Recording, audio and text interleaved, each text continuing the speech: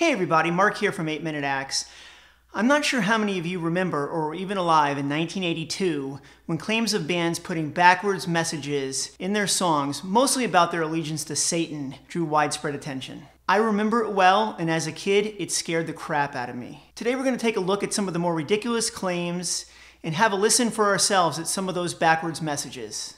And as a special treat, for the first time ever, you're going to hear a backwards message that I just uncovered by my old pal Don Henley that he cleverly placed in one of his hits. Long before 1990, when records and CDs started sporting the now ubiquitous warning label, and even before the 1985 congressional hearings on whether or not heavy metal music was responsible for the spike in teenage suicides, there was the Satanic Panic of the early 80s.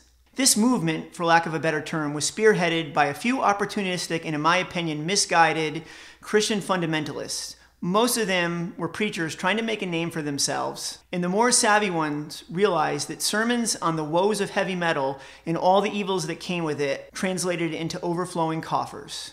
So how was I introduced to all of this? Well, 1982 started off great for me. I was 10 years old, I had made the Little League All-Star team, and had my first crush on Kirsten Osmond, who was the best-looking girl in the 5th grade. I also started playing guitar. I took lessons from a guy named Paul Briganti. I believe I was on lesson number 5 when Paul thought it was a good idea to give his 10-year-old student, me, a cassette tape and told me, "You need to listen to this tonight." It was one of those recordable Memorex 60-minute cassette tapes, and written on both sides were the words, "Rock-a-bye-bye, baby." That night, my brother and I fired up the cassette player, thus ending my good year. I listened with curiosity as this guy started telling me about how all of my favorite bands, Led Zeppelin, Queen, the Eagles, Styx, and even the Beatles, had carefully hidden backwards messages in their songs. Now let me tell you, if you've never listened to a song backwards, any song backwards sounds really creepy. But my 10-year-old brain was totally freaked out. First, he told me that my favorite song of all time, Stairway to Heaven, was actually written by Satan. The guy said that Jimmy Page, who wrote the song, wrote it in less than 10 minutes, which was impossible, at least according to him. The only conclusion you could come to, or the only conclusion that he could come to, is that Satan must have written it for him. He went on to tell me more about Page's connection with the occult, how Page had purchased famed occultist Aleister Crowley's mansion, and how he loved all things occult, and how he was a devout devil worshiper. Further, when you played a certain part of Stairway to Heaven backwards, it had a message about my sweet Satan. So let's have a listen.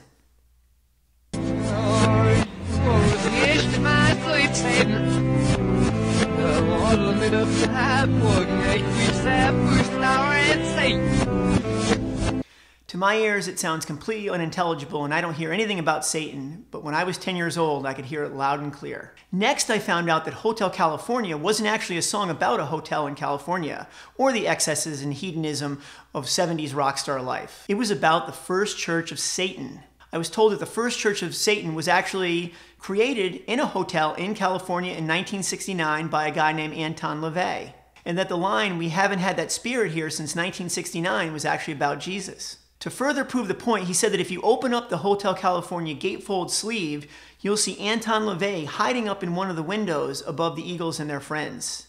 I checked it out, and yep, there he was. And apparently the Eagles also had a backwards message for us. Let's see what that is.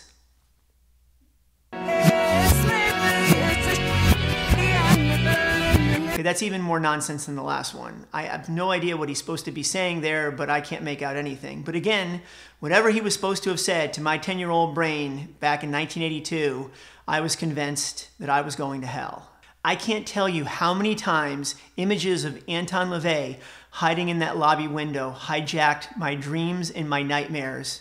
For 6 months, I was full-on terrified. When we got to Queen and Another One Bites the Dust, I was actually relieved to hear that when you play it backwards, it's only about smoking dope. While Queen was absolutely trying to get me hooked on drugs, at least they weren't banishing me to hell. Finally, he got to the Beatles. Surely not the Beatles. The guy in the tape told me that Paul McCartney was dead, had been since the mid-60s. And the proof was right there in their songs. He played the little part between I'm So Tired and Blackbird, and this is what it said. Paul is a dead man, miss him, miss him. I mean, what more proof do you need than that Paul must have died in a car accident in 1966, and that a guy named William Campbell took over for him and has been playing Paul McCartney ever since. And just to cement things, there was John's Revolution number 9. John's recitation of number 9 over and over at the beginning of it wasn't really him ruminating on the number 9, but it had a secret hidden message, which sounds like this. Turn me on, dead man. Again, what better proof do you need than Paul was dead than the line, turn me on, dead man?